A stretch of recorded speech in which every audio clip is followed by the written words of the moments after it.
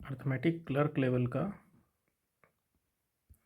Part 5 देखेंगे अभी, sorry part 7 देखेंगे, नींद आ रहा है यार, पार्ट 7 देखेंगे। देखते हैं, पहला क्वेश्चन है इसमें। पहला क्वेश्चन क्या बोल रहा है कि द 3 नंबर दिया हुआ है, difference between the sum of largest and second largest. Difference बताना है, सम बताना है पहले, सेकेंड लार्जेस्ट, तो 11 9 20 x हो जाएगा। और उसके बाद सम of smallest and second largest, small 9 4 13 हो जाएगा, 13x। तो इसका क्या है, डिफरेंस दिया हुआ है, कितना दिया हुआ है 42। तो 7x की वैल्यू कितनी हो जाएगी 42, तो x की वैल्यू कितनी हो जाएगी 6। अब if A fourth number is 45 more than largest number, तो लार्जेस्ट नंबर 66 हो जाएगा, उससे 44 ज़्यादा है। तो find the value of fourth number. 6 4 10 11 110, 45 मोर है ना, तो 111 हो जाएगी यहाँ से, ये हमारा आंसर हो जाएगा। तो बस ऐसे क्वेश्चन को ठीक से पढ़ना होता है, बाकी कुछ नहीं होते ऐसे क्वेश्चन में। ये जो लैंग्वेज है ना, द डिफरेंस बिटवीन, तो difference between some of largest and second, पहले सम करना है, फिर यहाँ पे सम of smallest and second largest number, फिर उसका सम करना है इन दोनों वाले का, और तब उन दोनों का डिफरेंस लेना है, जो कि हमने यहाँ पे लिया है। तो नेक्स्ट चलते हैं। नेक्स्ट जो क्वेश्चन है कि if the numerator of a fraction increased by, अगर मान लो 20% value denominator decrease by 20, the difference between the new fraction and the original fraction. मान लो कि एक फ्रैक्शन है n/d इतना, अब न्यूमरेटर को अगर हम बढ़ा रहे हैं कितना 20% से, तो न्यूमरेटर कितना हो जाएगा 6n/5 हो जाएगा। उसके बाद डिनोमिनेटर को हम क्या कर रहे हैं, डिक्रीज़ कर रहे हैं, तो हमारा कितना हो जाएगा 4d/5 हो जाएगा। The difference between the new fraction, अगर मान लो ओरिजिनल फ्रैक्शन इज 1/3, तो 5 कटेगा, तो इधर कितना आ जाएगा 6n हमारा 4d, तो 2 3 6 2 दूना 4, यानी 3n/2n हो जाएगा। 3n कितना हो जाएगा 2n, और ये n/2 है। तो हमें देखना यह है कि जो ऊपर में है 3 से मल्टीप्लाई है, तो जाहिर सी बात है कि 3n/2d क्या होगा, बड़ा होगा, और n/d जो है वो हमारा कितना होगा, छोटा होगा। तो अभी क्या है, the numerator the difference between, दोनों का डिफरेंस दिया हुआ है कितना 1/3। तो यहाँ पे अगर हम एलसीएम लेंगे, ये कैसे 3n/2d है ना, क्या लिख रहे हो यार, d यहाँ से अगर हम ले लें तो 2d अगर लेते हैं ना, 2d तो 3n हो जाएगा, और d से 2n हो जाएगा, तो n/2d की वैल्यू कितनी आ जाएगी 1/3 आ जाएगी। तो यहाँ से हमें n/d की वैल्यू कितनी मिल के आ गई 2/3। अब n की वैल्यू क्या हो गई 2, और d की वैल्यू क्या हो गई 3। तो हमें ये ओरिजिनल फ्रैक्शन यहाँ से मिल गया कितना 2/3। अब 2/3, अब क्या बोला है next, if the original fraction is multiplied by 18। अब इसको अगर हम 18 से मल्टीप्लाई करेंगे, और उसमें फिर हम क्या जोड़ेंगे 8 जोड़ेंगे, added to the result the final value becomes Z. तो 3 छक 6 दूना 12 8 20, इस तरीके से जो है हमें जाना था। लैंग्वेज बेस्ड जो परसेंटेज के क्वेश्चन होते हैं वो बहुत अच्छे होते हैं, जैसे यहाँ पे लैंग्वेज में घुमा के क्वेश्चन जो है वो दिया हुआ था, numerator of a fraction increase by 20%। अगर मान लो कोई भी क्वेश्चन है, ये जैसे आपका न्यूमरेटर हो गया, और ये क्या हो गया हमारा डिनोमिनेटर हो गया। अगर न्यूमरेटर में किसी चीज़ को हम बढ़ा रहे हैं, डिनोमिनेटर में अगर हम किसी चीज़ को बढ़ा रहे हैं या फिर घटा रहे हैं, तो डिनोमिनेटर में अगर हम किसी चीज़ को घटा रहे हैं, तो न्यूमरेटर वाली वैल्यू जो है वो ओवरऑल वैल्यू जो है वो बढ़ा देगा। अगर न्यूमरेटर में किसी वैल्यू को बढ़ा रहे हैं, डिनोमिनेटर में भी उसी वैल्यू को अगर सेम से बढ़ा रहे हैं, तो उस वैल्यू पे कोई फ़र्क नहीं आएगा। लेकिन अगर वैल्यू नीचे ज़्यादा होगी, डिनोमिनेटर को ज़्यादा वैल्यू से बढ़ाएंगे, तो ऊपर वाली वैल्यू जो होगी क्या होगी, ज़्यादा ही होगी, और नीचे वाली वैल्यू को अगर कम से बढ़ाएंगे तो ऑब्वियसली ऊपर वाली वैल्यू ज़्यादा ही होगी। तो इस तरीके का क्वेश्चन जो है वो कुछ इसमें बनता है। ये नेक्स्ट क्वेश्चन चलते हैं। नेक्स्ट है the present average age of A and B is 30 years. Present average age A B का कितना है 30 है, तो ए बी कितना हो जाएगा 60 हो जाएगा। Present age of C is 20% more than B, तो बी और सी का बात अगर करें तो सी का 20% ज़्यादा है, तो 5 और 6 हो जाएगा यहाँ से। And the sum of present age of A B C का आपका कितना है सम 84 है। तो अगर सी का डायरेक्ट यहाँ से निकाले तो कितना आ जाएगा 24 आ जाएगा, 30 दूना 60, ठीक है। If the ratio percentage of A D, percentage A D का कितना है 5 और 4 है, तो find the percentage of D पूछा है। सी का वैल्यू अगर हमें यहाँ से निकल के आ गया 24, तो 6 चौका 5 चौका 20, तो बी का वैल्यू कितना आ जाएगा 20, तो ए की वैल्यू कितनी आ जाएगी 40। क्योंकि सी का वैल्यू 24 मिल गया, तो 6 से 4 मतलब तो 5 चौका 20। अब हमें ए की वैल्यू आ गई 5 अट्ठे 40, तो 8 चौका कितना हो जाएगा 32, तो ए की डी की एज हो जाएगी 32।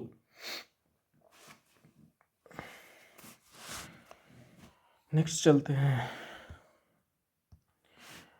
Akli invested rupees 4,000 in scheme A at a simple interest of 8% per annum for an year and he also invested rupees 5,000 in scheme B। मतलब दो स्कीम चल रहा है, एक ए स्कीम चल रहा है और एक बी स्कीम चल रहा है, और एक है अकिल, ठीक, कोई लड़का है। अब ए में सिंपल इंटरेस्ट है 8% का और एन ईयर्स का हमारा क्या है टाइम है, एंड ही ऑल्सो इन्वेस्टेड 5,000। इसमें इन्होंने कितना इन्वेस्ट किया है 4,000 और इसमें 5,000 इन्वेस्ट किया है, और सिंपल इंटरेस्ट 15 या 45% का इधर बन रहा है। If the total interest receive from both the scheme is 2890। अब देखो 45% इसका है तो 45 गुने 50 बनेगा ये, तो पाँचों का 20 22 50 22 50 जो है इसका इंटरेस्ट हो जाएगा। तो ओवरऑल अगर इसमें से डिफ्रेंशिएट करेंगे तो यहाँ पे हमारा टोटल क्या है इंटरेस्ट हमारा निकल के आ जाएगा। तो इनका वैल्यू जो है हमें पूछा है, तो 22 और 23 590 और 50 9 5 14 640 हमें यहाँ से आ रहा है यहाँ पे। तो 640 अगर ये यहाँ पे है तो ओवरऑल जो 8% से अगर इसको डिवाइड करेंगे तो कितना आ जाएगा टोटल, हमें 880 आ जाएगा ना।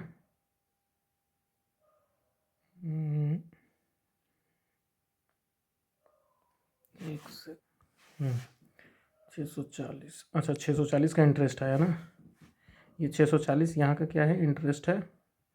अब इस 640 का इंटरेस्ट जो हमें आया है वो 4,000 पे आया है, तो 10 से 10 4 से इसको 16 चौका 64, 4 से 25 और 4 से 4 चौका 16, तो हमें ओवरऑल जो मिल रहा है वो कितना परसेंट मिल रहा है, 100 से करेंगे 25 चौका 100 4 चौका 16%, तो ओवरऑल जो हमें इंटरेस्ट मिल रहा है वो कितना मिल रहा है 16%। 8% का पर एनम है तो 8 से 2 मरतबे काटेंगे तो 2 साल हमारा क्या हो जाएगा, ये वाई का टाइम हो जाएगा ओवरऑल। इस क्वेश्चन में जो क्रक्स था वो क्या था, क्वेश्चन में जो क्रक्स था वो ये था कि पहले हमें क्या करना था, पहले एक का हमें इंटरेस्ट यहाँ से निकाल लेना था, पहले यहाँ से हमें एक का इंटरेस्ट निकालना था। उसके बाद जब एक का इंटरेस्ट आ जाएगा उस यहाँ पे बोला है कि टोटल इंटरेस्ट जो है हमें टोटल यहाँ पे इंटरेस्ट जो है वो रिसीव हुआ है 2890। तो एक का इंटरेस्ट अगर 2250 मिल गया तो 2890 को अगर हम सब्सट्रैक्ट करेंगे तो 640 हमें क्या मिल जाएगा ओवरऑल इंटरेस्ट मिल जाएगा इस पर्टिकुलर ए का। अब ए का अगर 4,000 इन्वेस्टमेंट से 640 उसका अगर इंटरेस्ट है तो 640 इंटरेस्ट को अगर हम निकालेंगे कि ओवरऑल कितना परसेंटेज जो है बन रहा है, और हमें पता है कि ओवरऑल परसेंटेज जो होता है इंटरेस्ट का वो टाइम और रेशियो क्या क्या होता है मल्टीप्लिकेशन होता है। तो 4,000 का 640 अगर निकाले परसेंटेज में तो 16% आया, तो 8% का पर एनम चल रहा है यानी 2 साल तक चला होगा तब वो 16% इंटरेस्ट पहुंचा होगा, क्योंकि हमें मालूम है कि इंटरेस्ट जो है वो टाइम और रेट का जो है मल्टीप्लिकेशन होता है, इसलिए वो 16% है। तो 8 दूना 16, तो 2 इस तरीके से आया। नेक्स्ट चलते हैं आगे।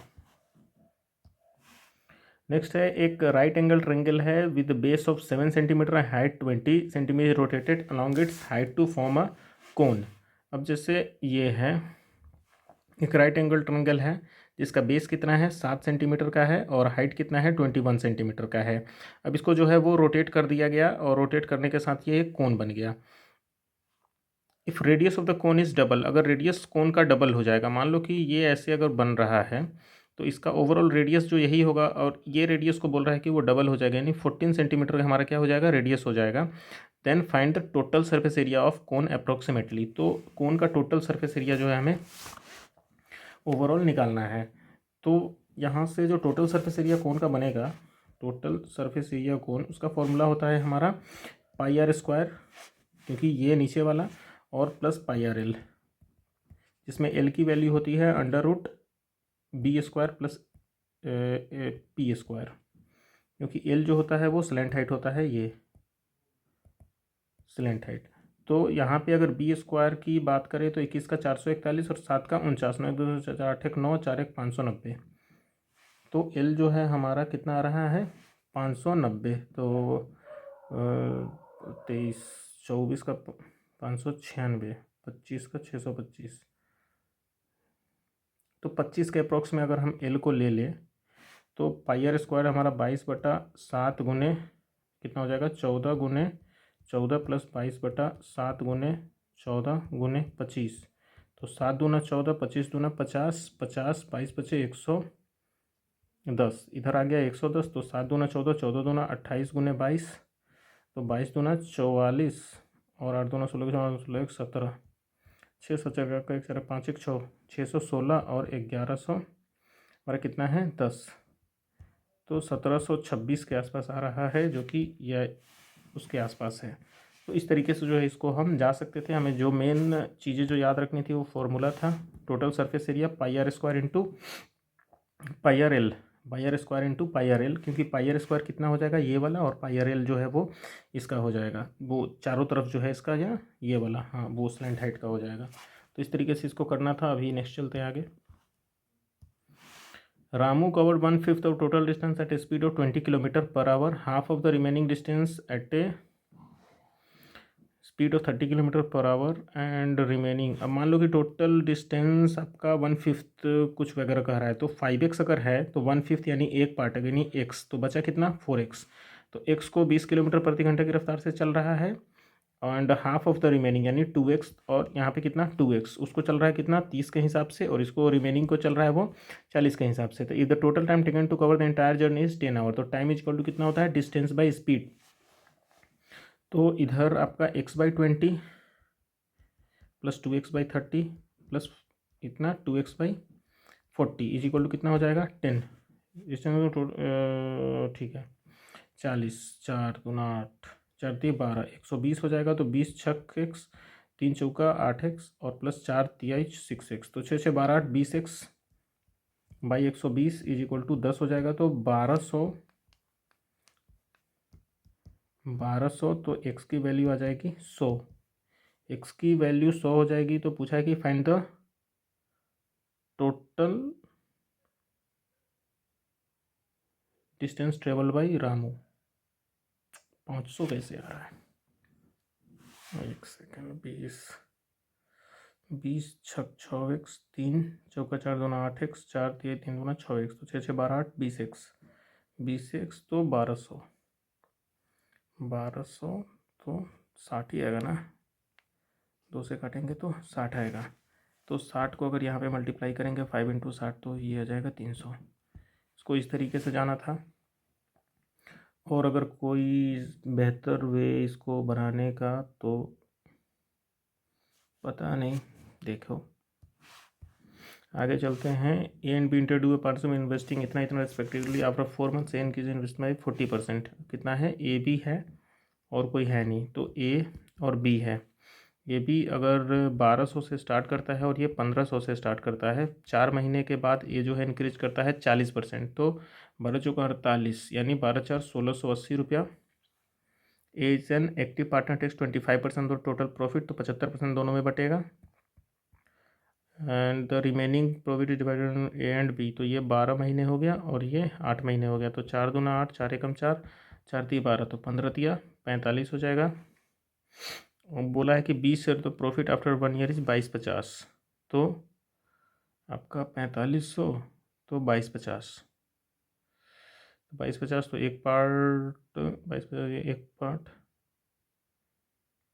एक सेकंड, 4 एकम 4 1200, तो 1200 और 16 दूनी 32, 33 60, तो 60 3 तो 5 45 और 60 हो जाएगा, 45 60 हो जाएगा। तो टोटल प्रॉफिट उसका पूछा है तो 75%। तो अगर यहाँ पे मान लो 22 और 50 है, एक पार्ट की अगर यहाँ पे वैल्यू निकालनी है हमें, और एक पार्ट की वैल्यू अगर निकालनी है, हाँ ऐसा कर सकते हैं ना। टोटल जो है 456 और 450 का रेशियो बन रहा है, और 2250 का प्रॉफिट दिखाया है। तो 2250 का जो प्रॉफिट है वो 450 के बराबर है, तो 456 का हम निकाल सकते हैं। तो यहाँ से एक सेकेंड, 450 225 यहाँ पे है नहीं, 456, हाँ ठीक है। 5 9 45 हो जाएगा, 5 का 20, 50 25 हो जाएगा, 5 से 18 25 90, 5 9 45, 9 दूना 18, 2 से काटेंगे 2 दूना 4, 228 आ जाएगा। अब यहाँ पे 228 हमें जो आया वो 228 क्या आ रहा है ये भूल गया मैं।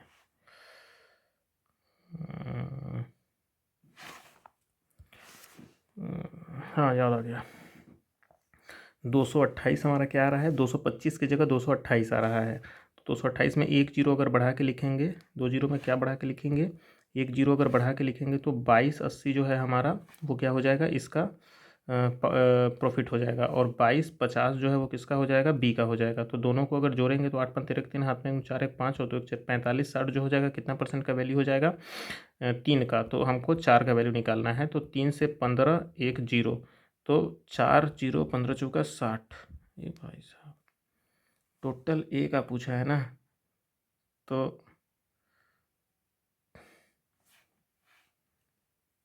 क्या निकाल रहे हैं,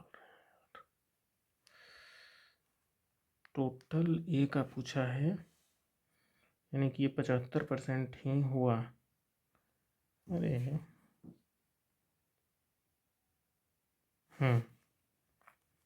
टोटल ए का जीरो, 8 1 13 3 हाथ में 1 2 2 4 1 5 और 2 2 4, तो ये कितना है, 45 60 कितना है, 3 का पार्ट है। तो ये अगर हमें 3 का पार्ट मिला है तो हमें क्या निकालना है, एक पार्ट निकालना होगा ना। 25% प्रॉफिट अगर वो ले रहा है तो हमें एक की वैल्यू चाहिए ना, क्योंकि 25% वो ले रहा है। तो 3 से अगर इसको काटेंगे तो 3 से 1510 हो जाएगा। तो 1510 और 2280 ए का, तो टोटल ए का कितना हो जाएगा, 7 37 90। भाई इसको थोड़ा आसान तरीके से तो कर सकते हैं, इतना घूम के तो फिर पूरा समय ही चला जाएगा। लेकिन यहाँ पे देखो मात्र 1.5 या 2% लोगों ने ही इसको जो है सॉल्व किया है। मतलब एक्चुअल तरीका जो है इसका बनाने का यही हो सकता है, क्योंकि अगर कोई आसान तरीके से अगर बनेगा तो फिर मुझे तो याद आ नहीं रहा है, बट ऐसे ही जा सकते हैं शायद। नेक्स्ट चलते हैं। Pipe AB 30-40, if both pipe are open simultaneously, after how many minutes should pipe A close so that B alone can fill the remaining tank in 10 minutes? अब A है और B है, ये 30 है और ये 40 है, तो ओवरऑल 12, तो ये 4 और ये 3। बोथ पाइप्स ओपन टुगेदर अपना how many minutes should A close so that, तो B तो है जो आपका पूरा पूरी भरेगा, है ना। तो बी अगर 10 मिनट, बी अगर पूरा पूरी भरेगा तो 10 मिनट में वो कितना खाली करेगा, 10 तिहाई 30, तो बचेगा 90। 90 करने के लिए आपको दोनों का ज़रूरत पड़ेगा, है ना। तो 4 3 7। In both open together after how many minutes should pipe A closed so that pipe B alone can fill the remaining tank in 10 minutes. तो ये तो पूरे टाइम तक रहेगा ना, तो 4 3 7 ही होगा ना। 7 एकम 7 3, 7 7 कम 7 2 और 7 21। अच्छा ये अप्रोक्सीमेटली लिख दिया और शायद आ रहा है, इसीलिए मैं कंफ्यूज हो रहा हूँ फालतू का। तो इतना ही आएगा, क्योंकि 3 जो है वो 10 मिनट में कितना बढ़ा अकेले, तो वो बढ़ा 30। अब 30 इसमें से घटाएंगे तो आएगा हमारा 90। अब 90 दोनों मिल के बढ़ा होगा, तो अब जब मान लो कि जैसे ए है और बी है, अब ये दोनों मिल के स्टार्ट किया और जैसे ही 90 भरा और ए छोड़ के चला गया, तो बचा हुआ 30 पार्ट जो है अकेले कौन कंप्लीट कर रहा है, बी कर रहा है। तो यहाँ पे जब ए छोड़ के गया तो हम जब बी का निकाल लिए, तो ये जो दोनों कितना भरा और ये गया तो वो हमारा निकल के चला आएगा। तो इस तरीके से अप्रोक्स में आंसर दिया है, थोड़ा कन्फ्यूजिंग है। आगे चलते हैं। आगे है 59। A man row boat stream at down stream at speed of इतना, मतलब डाउन स्ट्रीम हमारा कितना दिया हुआ है 15। If the ratio of speed of boat in still water to the speed of stream is 2 3। 2 3 अगर है तो डाउन स्ट्रीम हमारा कितना हो जाएगा, दोनों को जोड़ने के बाद 3, यानी एक्स की वैल्यू कितनी आ रही है 5। अब final time boat to cover 45 kilometre down 15 और अप हो जाएगा ये, तो 2 1 5 50 25 15 तिया 8 आंसर आ जाएगा। आगे चलते हैं। इन election A party score 738 vote out of maximum vote of Y votes. 738 vote मिला, मैक्सिमम वोट उसका वाई वोट है। If the maximum number of votes Y had been converted to 800, अगर मैक्सिमम वोट को अगर हम कन्वर्ट कर देते हैं 800 में, the party would have secured 328 votes. तो बताओ कि मैक्सिमम नंबर वोट जो है वो कितना था, मतलब वाई की वैल्यू इन्होंने पूछी है। अब जब मैक्सिमम हम 800 को कन्वर्ट कर रहे हैं तो उसको मिल रहा है 328 वोट, और 738 मिला है उसको मैक्सिमम वोट जब वाई था। तो 328 ये भी वोट जो है उसको मिला हुआ है और ये भी वोट जो है वो मिला हुआ है। तो ये हमने बनाया है, तो हमें ओवरऑल चाहिए कि यहाँ पे जो है कितना वैल्यू आएगा। तो 328 यानी 800 328 की वैल्यू दे रखी है, तो 738 की वैल्यू हमें चाहिए।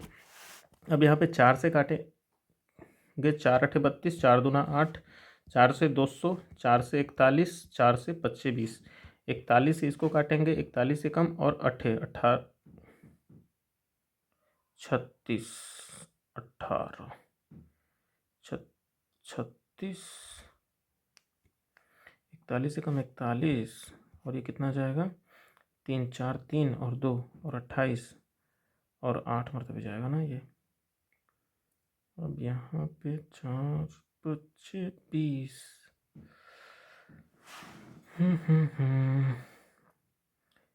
41 8 18 25 90 कैसे आ रहा है। एक सेकंड, एक बार और कैलकुलेशन कर लेते हैं। यहाँ पे 738 है, तो 800 की वैल्यू जो है वो 328 दे रखी है, तो हमें 738 की वैल्यू निकालनी है। 4 से काटेंगे, 4 दूना 8, 4 से 4 8 32, 4 दूना 8, 4 दूना ओहो 21 होगा ना, 4 दूना 8, 4 एकम 4 और 4 से 4 पचे 20। अब 21 से अगर हम इसको काटने जाएं तो 21 या 63 और 21 या 63 और 10 73, 21 25, कैसे 4, अबे भाई साहब ये तो कटेगा ही नहीं ना। ये 4 से 4 अठे और 4 दूना 8, ये 2 से कटेगा ना 41, तो यहाँ पे 100 हो जाएगा, 2 से 100, तो इसको 41 से काटेंगे तो 41 से कम और 41 अठे, तो 1800 आंसर। भाई क्या कैलकुलेशन गलत हो रहा है ये। 1800 गड़बड़ कहाँ हुआ, गड़बड़ कुछ नहीं है, कैलकुलेशन मिस्टेक है। जैसे 800 में मान लो 328 से किया तो 738 निकालना था। इसको 4 8 32, 4 दूना 8 काटा और फिर 4 दूना 8 और 4 एकम 4 कर रहा हूँ, या फिर 4 इसको 41 लिख रहा हूँ, ये क्या है। नेक्स्ट चलते हैं। 61 पे आ गए हैं। The percentage loss incurred by selling an article for 1350 is equal to half the profit, half the percentage profit earn by selling the same article for 3450। अब जहाँ जहाँ सेलिंग है तो मान लेते हैं सीपी हम, अब सीपी है, अब परसेंटेज लॉस हो रहा है 1350 में बेचने पे, तो लॉस कब होगा, जब हम 1300 सेलिंग प्राइस हमारा ज़्यादा होगा सीपी से, तब हमें लॉस होगा। और प्रॉफिट कब होगा, जब हमारा क्या होगा, सेलिंग प्राइस से सीपी कम होगा। एक सेकेंड, गड़बड़ हो गया क्या, सेलिंग सीपी, ये सेलिंग प्राइस है ना, नहीं नहीं, कॉस्ट प्राइस कैसे था ये, द परसेंटेज लॉस इनकर बाय सेलिंग आर्टिकल फॉर इतना, मतलब 1350 में बेच रहे हैं तो हमें लॉस हो रहा है, तो लॉस कब हुआ होगा, जब सीपी में से हम क्या करेंगे 1350 घटाएंगे, तो हमें एक सेकेंड, लॉस नहीं, एसपी में से घटाएंगे सीपी तो हमें लॉस होगा, और जो प्रॉफिट होगा वो हम सीपी में से क्या करेंगे, ये सीपी में से एसपी को घटाएंगे तो हमें क्या होगा, प्रॉफिट होगा। तो ये प्रॉफिट है और ये हमारा क्या है, ये लॉस है। अब देखो सीपी उधर जाएगा 2 CP बनेगा और ये इधर आएगा तो कितना हो जाएगा, 0 10 8 और 4 48, तो 2 से 2400 कितना हो जाएगा हमारा, सीपी हमारा कितना हो जाएगा 2400। If the cost price of article is increased by 150, 0 5 10 4 7 1 8 3 1 4, तो कॉस्ट प्राइस को अगर इंक्रीज करते हैं तो हो जाएगा 2550 एंड सोल्ड करेंगे 10% पे तो 255। ये क्या, हाँ भाई एक गलती है यहाँ पे, ये हाफ जो बोला है ना, ये मिस्टेक हमसे हो रहा है यहाँ पे, क्या कर, ये 2 इधर है, 26 एक 2700 -2 CP is equal to CP -3450। अब ये उधर आएगा तो 3450 में जुड़ेगा, ये उधर जाएगा तो हमारा 3 CP हो जाएगा। तो 50 7 3 2 5 1 6 61 50 62 6300 6300 2100 2100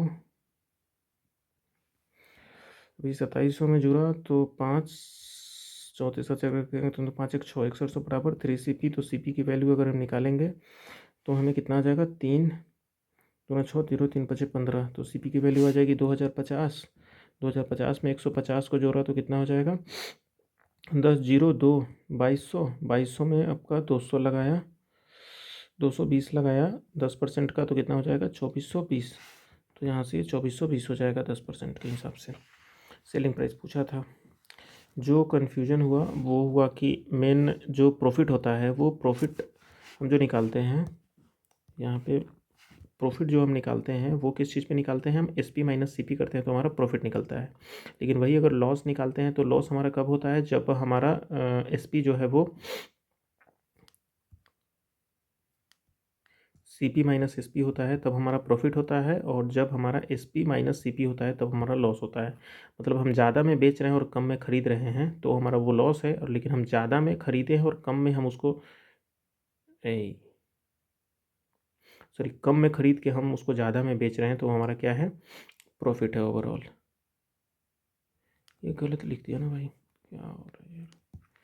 प्रॉफिट क्या होता है, SP माइनस CP, और लॉस क्या होता है, CP माइनस SP। सही है।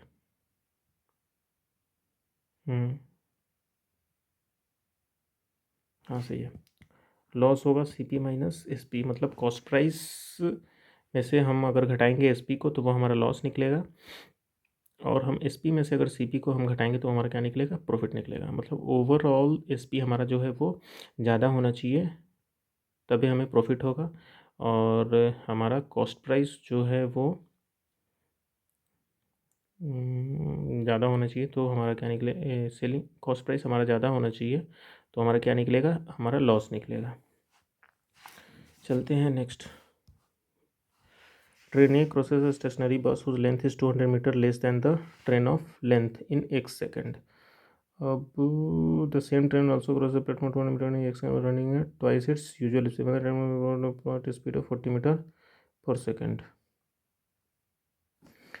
तो time taken by train A 40 metre per second क्या दिया हुआ है, स्पीड दिया हुआ है ना।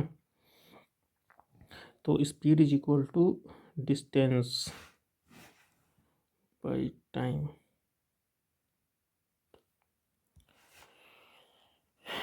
लैंग्वेज, ट्रेन क्रॉसेस स्टेशनरी बस whose length is 200 metre less than the length of train. अब ट्रेन को मान लेते हैं, ट्रेन का लेंथ जो है, ट्रेन का लेंथ मान लेते हैं कितना, x नहीं p मान लेते हैं, x तो उसमें है ही। तो आपका बस का कितना हो जाएगा लेंथ, आपका p माइनस 200 हो जाएगा। अब उसके बाद दूसरे केस में क्या बोल रहा है, the same train also cross platform 200 metre in x second.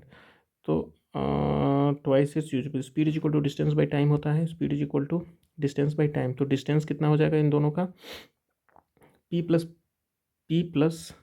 p minus 200 total distance by speed is equal distance by time कितना हो जाएगा x, और प्लस नीचे में अगर देखें तो हमें ने ट्रेन का कितना लिया है, p प्लस 200 मीटर प्लेटफॉर्म का हो जाएगा और बाई x हो जाएगा। तो इसकी स्पीड जो है रनिंग है twice its usual speed 2/1, x से x जाएगा, p एक इधर 2p तो पूरा मल्टीप्लाई होगा ना, तो p उधर जाएगा तो p प्लस 200 बचेगा, और इधर कितना आ जाएगा आपका 2p और 2p प्लस 2p माइनस 400, तो 600 ये हो जाएगा, 2 2 4 3p हो जाएगा। तो p की वैल्यू कितनी आ जाएगी, हमें 3 2 200, p की वैल्यू आ जाएगी 200। अब बोल रहा है कि find the time taken train to cross a पोल, पोल को क्रॉस करना है हमें। तो आपका ट्रेन का जो हमारा लेंथ है वो p आया है 200, और उसको 40 सेकंड में हम क्रॉस करना है, तो हमें कितना टाइम लग जाएगा, time equal to distance by speed 4 से 5, तो यहाँ पे 5 आ जाएगा। इसमें जो थोड़ा थॉट लगाना था वो ये था कि एक स्टेशनरी हमारी बस भी थी, उसके बाद ट्रेन का अपना लेंथ भी नहीं दिया हुआ था, और एक सेम ट्रेन जो है प्लेटफॉर्म को भी क्रॉस कर रही थी और ट्वाइस के स्पीड से। तो एक रेशियो हमारा बना के, क्योंकि हमें इसमें दिख रहा है कि 3 वेरिएबल टाइप जो है हमें आ रहे हैं, तो एक क्या करेगा ना एसबीआई टाइप में, एसबीआई क्लर्क में एक ऑप्शन आपका डाल देगा कैन नॉट बी डिफाइंड, और वहाँ से वो चीज़ जो है वो गलत हो जाएगी, क्योंकि इसका आंसर निकलेगा, क्योंकि रेशियो में जो है वैल्यू जाके कटेंगी और उसका आंसर निकलेगा। तो find the time taken by train A to cross a pole at a 40 metre per second. तो इस तरीके से इसको जो है वो करना था।